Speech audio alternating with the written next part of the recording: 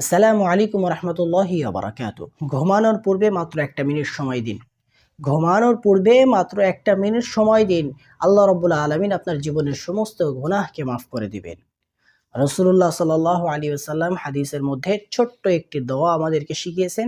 ঘুমানোর পূর্বে যদি ৩ বার আমরা এই দোয়াটি পড়ি, তাহলে আল্লাহ রাব্বুল আলামিন আমাদের সমস্ত গুনাহ মাফ করে দেবেন। সুবহানাল্লাহ।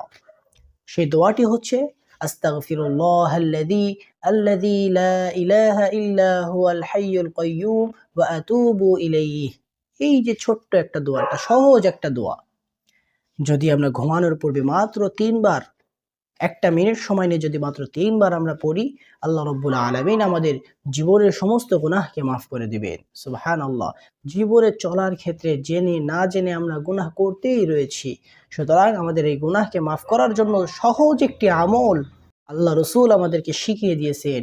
ঘুমানোর পূর্বে একটা মিনিট সময় দিয়ে এই দোয়াটি ৩ বার পড়ব, মাত্র ৩ বার পড়ব। আল্লাহ তাআলা আমাদেরকে সমস্ত গুনাহ থেকে পবিত্র করে দিবেন। সুবহানাল্লাহ। দর্শক শ্রোতা, নিজেরাও আমল করুন, ভিডিওটি শেয়ার করে বাকিদেরকেও আমল করার সুযোগ করে দিন। আল্লাহ তাআলা আমাদেরকে আমল করার তৌফিক দান করেন। আসসালামু আলাইকুম ওয়া রাহমাতুল্লাহি ওয়া বারাকাতুহু।